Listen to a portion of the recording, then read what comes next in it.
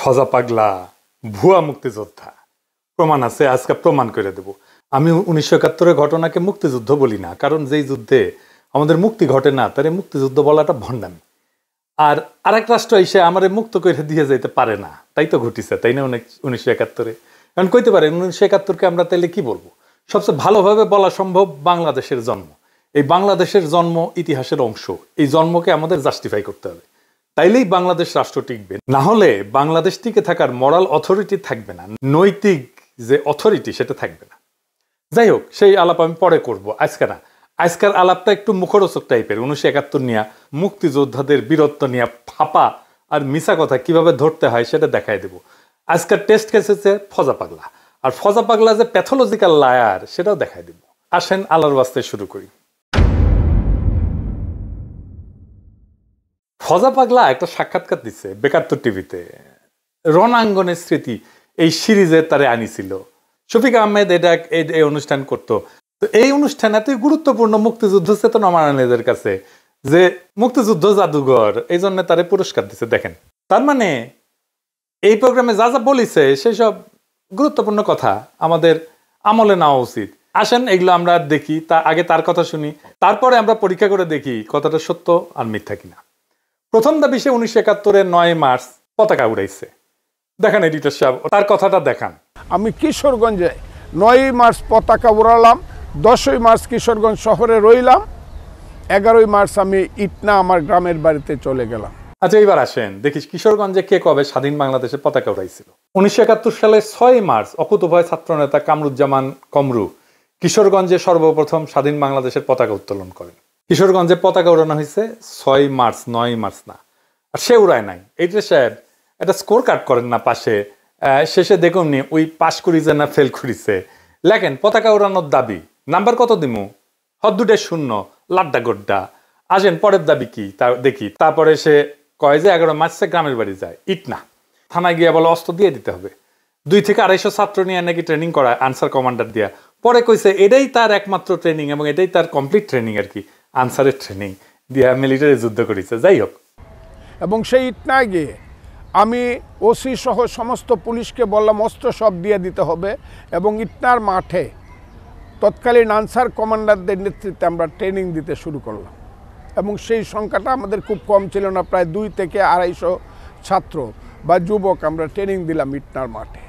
আমি আমার জীবনের প্রথম যুদ্ধটা করেছিলাম। ওই যে ইটনাতে যে ট্রেনিংটা দিলাম সেই ট্রেনিংটা আমার সম্পূর্ণ ছিল ট্রেনিং একটা। তো মুক্তিযুদ্ধে ইটনা উপজেলা এই শিরোনামে মুক্তিযুদ্ধ জ্ঞান কোষের প্রথম খণ্ডে এই ট্রেনিং এর কথা নাই, যদিও এই ফজা পাগলা সম্পর্কে বলা হয়েছে সে মুক্তিযুদ্ধের অন্যতম প্রধান সংগঠক। তাহলে এডিটর সাহেব, ইটনা ট্রেনিং করানোর দাবির পক্ষে কোনো প্রামাণ্য রেফারেন্স বইয়ে এভিডেন্সে নাই, তাহলে ইডিও সে লাড্ডা গোড্ডা দেন। এডিটর সাহেব 2-0, কি আর করবেন, যা দিবেন হাতে তাই যাবে সাথে। এরপরে সে বলতেছে 21, 22 এবং 23 জুন সে তামাবিল জাফলং এ মীর শওকতের আন্ডারে যুদ্ধ করেছে। সে ছিল ডাউকিতে, নিজেই কইছে। দেখেন এডিটর সাহেব এই অংশটা। মেজর মীর শওকত আলীর নেতৃত্বে প্রথম আমি জাফলং এবং তামাবিলে একটা যুদ্ধ করি। পাকিস্তানি হানাদার বাহিনী জাফলং তামাবিলে ছিল, আর আমি ছিলাম ভারতের শিলংয়ের কাছে ডাউকির পারে। 3 দিন এখানে যুদ্ধ করেছিলাম। সেটা ছিল 21, 22, 23 জুন। সেই যুদ্ধ আমার প্রথম যুদ্ধ। মুক্তিযুদ্ধের সামরিক অভিযান 2য় খণ্ডে যে এই জায়গাটা যুদ্ধের কথা বলছে না, ওই যে তামাবিল জাফলং, ওই যুদ্ধের সব যুদ্ধের বর্ণনা আছে। এটা হচ্ছে রাধানগরের যুদ্ধ। অনেকগুলো যুদ্ধ হয়েছে রাধানগরের। এই অঞ্চলটা মীর শওকতের 5 নম্বর সেক্টরের অন্তর্ভুক্ত ছিল। ফজার দাবি অনুযায়ী সে মুজিব বাহিনীর সদস্য ছিল। দেখান এডিটর সাহেব, দেখান সে মুজিব বাহিনীর সদস্য। মুজিব বাহিনীর সদস্যরা দেশে ঢোকার আগে দেশ স্বাধীন হয়ে যায়। দেশের একটা ক্ষুদ্র অংশ পার্বত্য চট্টগ্রাম দিয়ে ঢোকে শেষ দিকে। তো ফজা ডিসেম্বরের 2য় সপ্তাহে ফজার কোনোভাবেই মীর শওকতের সেক্টরে যুদ্ধ করার সম্ভাবনা নাই, তাও তর্কের খাতিরে ধরি যে করছে। তাও তার বলা তথ্যই ভেরিফাই করি। আসেন মুক্তিযুদ্ধের সামরিক অভিযান 2য় খণ্ড থেকে পড়ি। রাধানগর কমপ্লেক্সের গুরুত্ব সিলেট তামাবিল ডাউকি সড়কের অবিভাজ্য ভারতীয় উপমহাদেশে ইংরেজ শাসনামল থেকেই যথেষ্ট গুরুত্ব বহন করে আসছে। ভারতের আসাম, মেঘালয়, মণিপুর, নাগাল্যান্ড, মিজোরামের সাথে স্থলপথে বাংলাদেশের ব্যবসা বাণিজ্য ও যাতায়াতের একমাত্র যোগাযোগ মাধ্যম হচ্ছে এ সড়কপথ। 2য় বিশ্বযুদ্ধে মিত্রবাহিনীর বার্মা ফ্রন্টে যুদ্ধ পরিচালনাতেও এ সড়কটি একটি গুরুত্বপূর্ণ ভূমিকা পালন করেছে। সামরিক দিক থেকে সিলেট তামাবিল সড়কটি নিজেদের আয়ত্তে রাখতে পারার অর্থ অনেকাংশেই ছিল সিলেটের প্রতিরক্ষা নিশ্চিত করা। এ কারণেই সিলেট তামাবিল সড়কটি যে কোনো বড় আক্রমণ থেকে রক্ষা করার জন্য পাকিস্তানিরা সিলেট শহর থেকে তামাবিল বিওপি পর্যন্ত সব গুরুত্বপূর্ণ জায়গায় সুদৃঢ় প্রতিরক্ষা ব্যবস্থা গড়ে তুলেছিল। প্রতিরক্ষা অবস্থানগুলোর মধ্যে রাধানগর অবস্থানটি ছিল গুরুত্বপূর্ণ, কেননা মুক্তিবাহিনী কিংবা ভারতীয় বাহিনী যদি সিলেট তামাবিল সড়কের রক্ষণ ব্যবস্থা ফাঁকি দিয়ে সিলেট শহর পর্যন্ত পৌঁছে যায়, সে পরিস্থিতিতে রাধানগর থেকে অতি সহজে অল্প সময় সিলেট ডাউকি সড়ক পথে যে কোনো অবস্থানে আক্রমণ করা যায়। তো এই ডাউকি ঘাট অঞ্চলের অবস্থান দখল করে রাখার জন্য রাধানগর ছিল একটা গুরুত্বপূর্ণ জায়গা। সহজ ভাষায় রাধানগরের অবস্থানটা সিলেট তামাবিল ডাউকি শিলং মহাসড়কের এতই কাছে ছিল যেখান থেকে যে কোনো ধরনের বড় ধরনের বিপর্যয় ঘটানো সম্ভব ছিল। আর সেই লক্ষ্যে দীর্ঘ 8 মাস ধরে পাকিস্তানিরা রাধানগরের চারিদিকে এক বিস্তৃত এলাকা জুড়ে একটা শক্তিশালী সুসংহত প্রতিরক্ষা ব্যবস্থা গড়ে তুলেছিল। 21-22 কোনো যুদ্ধ হয় নাই। 23শে জুন পাকিস্তানিরা আক্রমণ করে রাধানগর দখলে নেয়। তো উই তাইলে যুদ্ধ করিছে, তাহলে তো হারিছে উই, কিন্তু 21-22 যুদ্ধ হয় নাই। 27শে জুন মুক্তিবাহিনীরা আক্রমণ করে কিন্তু পরাজিত হয়ে পশ্চাৎপসরণ করে। 13ই জুলাই জাফলং এ একটা যুদ্ধ হয়, এটাকে মুরিয়ার যুদ্ধ বলা হয়। যে দেখেন, তাইলে ওই যুদ্ধের কোনো কথা আছে? ডাউকি ইন্ডিয়ার মধ্যে, ডাউকিতে একটা মুক্তিযুদ্ধ ক্যাম্প ছিল, সে আছে ডাউকিতে। ডাউকি থেকে সে যুদ্ধ করতেছে জাফলং আর তামাবিলে। এইটা সাহেব গুগল ম্যাপে ডাউকি তামাবিল আর জাফলং দেখান তো। তামাবিল আর জাফলং দুই দিকে না, আর মাঝখানে ডাউকি, দেখেছেন? এইভাবে মিলিটারি অপারেশন করে, দুই দিকে মিলিটারি অপারেশন হবে, আর ওই ডাউকি থেকে ওই যুদ্ধ করছে। হ্যাঁ, ওই ডাউকি থেকে ওই দুইটা জায়গার দূরত্ব প্রায় 10 কিলোমিটারের মতো। মানে এটা ছেলে খেলা। আচ্ছা ভাই, আর্মির লোকজন আছে না, আপনারা কেন চ্যালেঞ্জ করেন না এসব বালসাল? তাহলে এডিটর সাহেব, জাফলং এ লাড্ডা গুড্ডা, তাই না? শূন্য। এইবার আসেন করিমগঞ্জ আর তরাইল থানা মুক্ত করা। এইটা সাহেব দেখানো কি কইছে আগে? আমরা করিমগঞ্জ থানা, তারাইল থানা আমরা দখল করলাম, তাদের সমস্ত অস্ত্র নিলাম, তারাইল থানা মুক্ত করলাম, করিমগঞ্জ থানা মুক্ত করলাম। ভিতরে এই যুদ্ধগুলো আমাদের করতে হয়েছে। করিমগঞ্জ থানাকেও মুক্ত করে নাই। 14ই ডিসেম্বর তারা রাজাকাররা ছাইড়ে চলে যায়, তারপরে পুরা করিমগঞ্জই মুক্ত হয়ে যায়। এটাকেও মুক্ত করে নাই। তাইলে এখানেও লাড্ডা গুড্ডা। করিমগঞ্জ থানা লাড্ডা গুড্ডা। তরাইল থানা মুক্তিযুদ্ধ জ্ঞান কোষে তরাইল থানা মুক্ত করার যুদ্ধের কথা আছে, সেটাও আছে। তরাইল থানা পাক হানাদারদের সঙ্গে মুক্তিযুদ্ধদের 3 বার যুদ্ধ হয়। একবার তারা দখল করার পরে পাক বাহিনী আবার এটা যে পাল্টা দখল করে নেয়।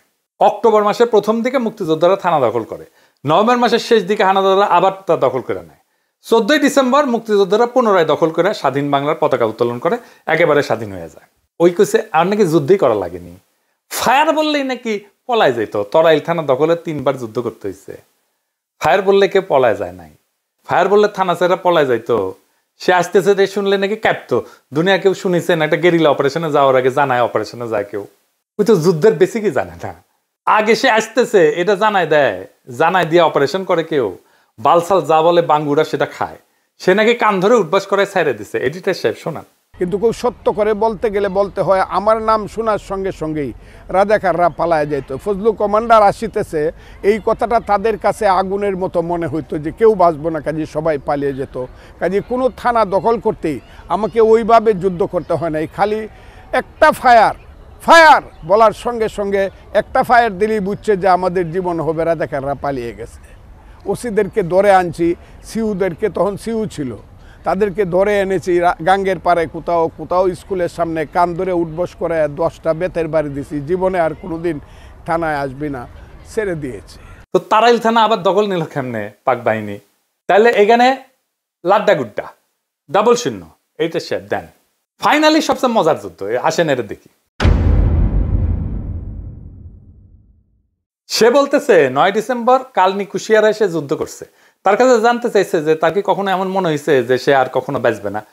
সে কইতেছে এই কথাটা, আগে শোনান কি কইতেছে। এটা হলো 9ই ডিসেম্বর 1971 সাল। এইটা আমি বলি নাই আপনাকে। এটা হলো আমার কালনি কুশিয়ারার যুদ্ধ। মেঘনা যাকে বলে, পরবর্তী আজমিরগঞ্জ একটা নদী কালনি কুশিয়ারা হইয়া চাতলপাড়ের কাছে মেঘনায় আইসা পড়ছে। সেই কালনি কুশিয়ারার যুদ্ধে আমি 3টা স্টিমারে 179 জন পাক বাহিনী ছিল, মিলিশিয়া ছিল, রাজাকার ছিল, আমরা মাত্র 3 জন। এখনও আরেকজন জীবিত আছে। কয়েকদিন আগে আমার আরেক মুক্তিযোদ্ধা বন্ধু মারা গেছে। আমরা 3 জন, আমি ফজলুর রহমান, আমার ডেপুটি কমান্ডার নিহারেন্দু দেবনাথ, আমার আরেক সাথী আবু তাহের ঠাকুর মারা গেছে। 3 জন আমরা যুদ্ধ করি, তাদের 2 জনের কাছে 2টা এলএমজি ছিল। স্টিমার আমরা আক্রমণ করি কালনি কুশিয়ারায় 2টা এলএমজির মাধ্যমে, আমার কাছে মাত্র একটা স্ট্যান্ড গান ছিল। আমি সিগন্যাল দেওয়ার সঙ্গে সঙ্গে 2 দিক থেকে নদীর উপরে স্টিমারে ফায়ার হওয়া শুরু হইলো, একদম মাস্টার ব্রিজ উড়ে গেল। শেষ পর্যন্ত পাক বাহিনী আমার কাছে সারেন্ডার করলো। এটা ছিল আমার 9ই ডিসেম্বরের যুদ্ধ। পাক বাহিনী বুঝতে পারে নাই যে আমরা 3 জন, কারণ আমি 500 লোককে লাইং ডাউন করাইছিলাম এই লাঠি দিয়া, কাজে তারা আমাদের কাছে সারেন্ডার করছিল। কি কইল? 3টা স্টিমারে 179 জন পাক সেনা আসতেছিল, তারা 3 জনে হারাই দিছে। 2 জনের কাছে সাবমেশিন গান ছিল আর তার কাছে স্টেন গান ছিল।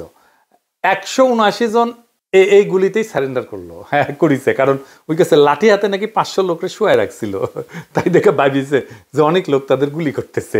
ট্রেনিং পাওয়া আর্মি 2টা এলএমজি 2 পার থেকে গুলি করতেছে, নদীর 2 পার থেকে। তারপরে মনে করবে 500 লোক গুলি করতেছে, মানে বালসাল যা বুঝাবে। গাজার নৌকা পাহাড়ের চলে। পলাশি যুদ্ধ নাকি সে যুদ্ধ লেঙ্গা করেছিল, 5 কামানে শুয়ায় রাখিছিল ওর সোলজারদেরকে। তো ওই রবার্ট ক্লাইভ ভাবিছে সারিছে কত কামান, কিন্তু ওর মধ্যে একজনের আসছিল চুলকানি। তো 5 যে হাত দিয়ে চুলকাইছে, ক্লাইভ বুঝিছে যে কেস তো খারাপ। এই চুলকানির জন্য রবার্ট সিরাজউল্লাহ হারিয়েছিল। শুনেছেন না এই গপ্প? চুলকানির ওষুধ বিক্রি করে যে সমস্ত হকার তাদের কাছে, এই গপ্প ওই ফজা পাগলা শুনেছিল। তাই শুনে আমাকে শুনেছে, আমাকে বাচ্চা কাচ্চা ভাবিছে। বাচ্চা কাচ্চারা এই সমস্ত গল্প করে, দামরা বুড়ারা এই সমস্ত গল্প করে, সেগুলো আবার শুনে কেউ কিছু কয় না।